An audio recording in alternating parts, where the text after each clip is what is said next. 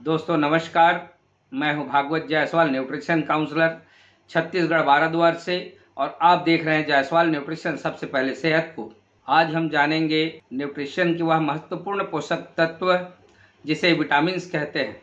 Vitamins हमारे भोजन में एक महत्वपूर्ण सूक्ष्म पोषक तत्व होता है। यह ऊर्जा के उत्पादन करने में, हार्मोन्स को संतुलित करने में और विभिन्न जैविक क्रियाओं को नियंत्रण करने में मदद करता है। साथ ही साथ शरीर की प्रतिरक्षा प्रणाली को भी मजबूत करता है। यह हमारे हड्डियों को स्वस्थ रखने और चोटों को, घावों को भरने में मदद करता है। दोस्तों, विटामिन दो प्रकार से होते हैं। पहला विटामिन है वसा में घुलनशील विटामिन, जिसे हम ADE कहते हैं, जो हमारे शरीर के वसा में रह करके हड्डियों, त्वचा और आँखों के साथ साथ हमारे खून के जमाव में भी मदद करते हैं। और दूसरा विटामिन्स है, वह है जल में घुलनशील विटामिन्स। जल में घुलनशील विटामिन C और विटामिन B कॉम्प्लेक्स है, जो कि शरीर में ऊर्जा उत्पादन, तंत्रिका तंत्र को संचालन, त्वचा को स्वस्थ बनाए रखने में मदद करता है। तो अब हम जानेंगे विटामिन्स के मुख्य लाभ को। पहला है, ये हमारे शरीर के प्रतिरक्षा प्रणाली को मजबूत बनाने का काम करता है। दूसरा, हड्डियों को और दांतों को मजबूत बनाने का काम करता है। तीसरा है, आँखों की रोशनी को बढ़ाने का काम करता है। चौथा है, शरीर को ऊर्जा बनाने में मदद करता है। और पांचवा है, बालों और त्वचा को स्वस्थ बनाए रखना। छठवां है, खून के बनने में सहायक। और सातवां है, अच्छा पाचन और तंत्रिका तंत्र को मदद करना।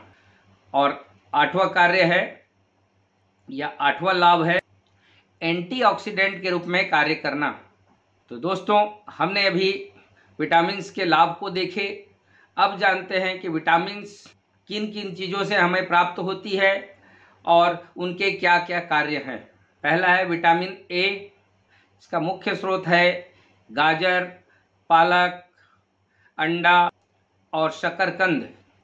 विटामिन A का कार्य है आँखों की रोशनी को बढ़ाना, त्वचा को स्वस्थ बनाना और शरीर में प्रतिरक्षा प्रणाली को मजबूत करना। दूसरा है विटामिन B1, जिसे हम थायमिन भी कहते हैं। इसके प्रमुख स्रोत हैं साबुत अनाज, दालें, मांस, नट्स। इसका प्रमुख कार्य है ऊर्जा के उत्पादन में और तंत्रिका तंत्र को सही ढंग से संचालित करने में मदद करना। तीसरा है विटामिन 2, राइबोफ्लेविन। इसके प्रमुख स्रोत हैं दूध, हरी सब्जियां, अंडा और मछली।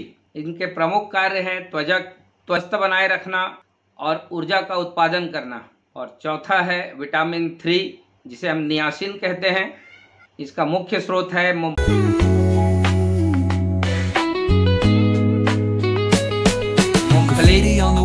मांस, मछली और साबुत अनाज।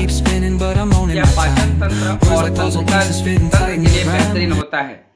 पांचवें क्रम पे है विटामिन 6, से पायरोडॉक्सिन कहते हैं। इसके मुख्य स्रोत हैं केला, आलू, मांस, मछली और चिकन। यह मस्तिष्क विकास और प्रतिरक्षा प्रणाली के लिए बेहतरीन होता है। छठवां है विटामिन B12, जिसे साइनोकोबालामिन कहते हैं। इनके स्रोत हैं अंडा, मांस, मछली और दूध। यह लाल रक्त कोशिकाओं के विकास, निर्माण और तंत्रिका तंत्र के लिए होता है। सातवीं विटामिन है विटामिन C। इसके स्रोत हैं नींबू, संतरा, आंवला और टमाटर। इसके मुख्य कार्य हैं एंटीऑक्सीडेंट्स और घावों को भरने में मदद करना। आठवां विटामिन है विटामिन D। इसके स्रोत हैं सूर्य की रोशनी, दूध, अंडा और मशरूम।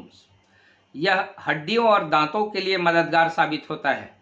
नौवां विटामिन है विटामिन E। इसके जो प्रमुख स्रोत हैं पालक, सूरजमुखी के बीज और बादाम। यह बाल, त्वचा और प्रतिरक्षा के लिए कार्य करता है। 10वां है विटामिन K। के स्रोत हैं हरे पत्तीदार सब्जियां, ब्रोकली और सोयाबीन यह काम करता है रक्त को थक्का बनने में और हड्डियों के लिए। तो दोस्तों, हमने विटामिन्स के कार्य और इस स्रोत को देखा। अब हम जानेंगे कि विटामिन्स की कमी से हमारे शरीर पर क्या क्या प्रभाव पड़ते हैं। तो विटामिन्स की कमी से जो होने वाले प्रभाव है उसको जानेंगे।